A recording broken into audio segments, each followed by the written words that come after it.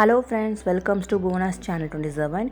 இன்றைக்கி நம்ம double layer pudding எப்படி பண்ணுறதுன்னு பார்க்க போகிறோம். அதுக்கு தேவையான பொருட்கள்லாம் என்னென்னு பார்க்கலாம். இன்றைக்கி நம்ம சாக்லேட் அண்டு ரோஸ் மில்க் ஃப்ளேவரில் பண்ண போகிறோம். அதுக்கு ஒரு பாத்திரத்தில் கொஞ்சமாக தண்ணி சேர்த்துக்கலாம். இது கூடவே அகர் அகர் அல்லது சைனா கிராஸ் அப்படின்னு சொல்லுவாங்க. பார்க்குறதுக்கு இந்த மாதிரி தான் இருக்கும். இது எல்லா சூப்பர் மார்க்கெட்லேயும் கிடைக்கும். இப்போ இதை நம்ம கொதிக்க வச்சுருக்கிற தண்ணியில் சேர்த்துடலாம். இது நல்லா கொதித்து தண்ணியில் நல்லா கரைஞ்சிடணும். அப்போ தான் அந்த புட்டிங்கில் இருக்கிற அந்த ஜெல்லி மாதிரி கன்சிஸ்டன்சி நமக்கு கிடைக்கும். சைனா கிராஸ் கிடைக்கல அப்படின்னா நம்ம கார்ன்ஃப்ளவர் யூஸ் பண்ணி கூட புட்டிங் பண்ணலாம். கார்ன்ஃப்ளவர் யூஸ் பண்ணி ஆல்ரெடி நம்ம சேனலில் மேங்கோ புட்டிங் அப்லோட் பண்ணியிருக்கோம். தேவைப்படுறவங்க செக் பண்ணி பாருங்கள்.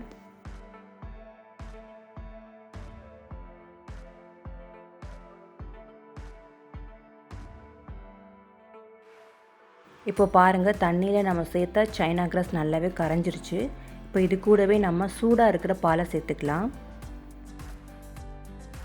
தண்ணி சேர்க்காமல் கெட்டியாக காய்ச்சி வச்சுக்கோங்க. இது கூடவே நான் இனிப்பு சுவைக்காக 5 டேபிள் ஸ்பூன் அளவுக்கு சுகர் சேர்த்துக்கிறேன்.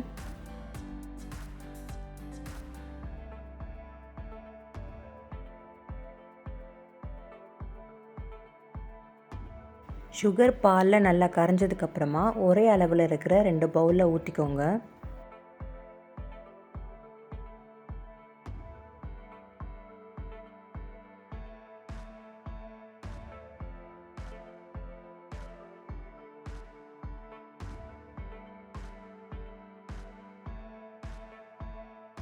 இப்போது நான் எடுத்துருக்கிற பாலோட அளவுக்கு 2 டேபிள் ஸ்பூன் அளவுக்கு ரோஸ் மில்க் பவுடர் தேவைப்படும். அதே மாதிரி சாக்லேட் பவுடரும் 2 டேபிள் ஸ்பூன் அளவுக்கு தேவைப்படும்.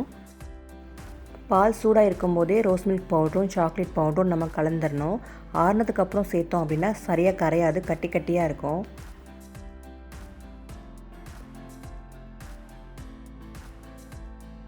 இதே மாதிரி சாக்லேட் பவுடரும் நான் சேர்த்துக்கிறேன்.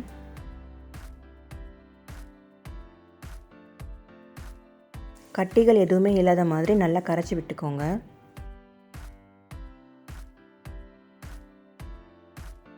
கட்டிகள் எதுவுமே இல்லாத அளவுக்கு கரைக்க முடியலை அப்படின்னா நீங்கள் ஃபில்டரில் வடிகட்டிக்கோங்க.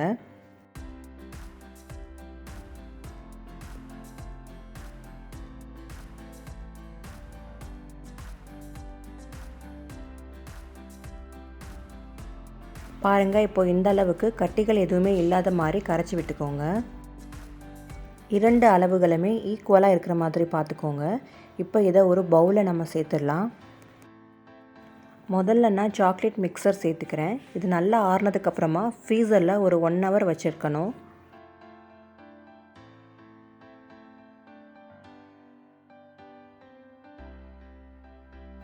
ஃப்ரீசரில் 1 ஹவர் வச்சு எடுத்ததுக்கப்புறமா இங்கே பாருங்கள், நல்லாவே செட் ஆகிருக்கு. ஒரு ஜெல்லி கன்சிஸ்டன்சிக்கு இப்போவே வந்துருச்சு.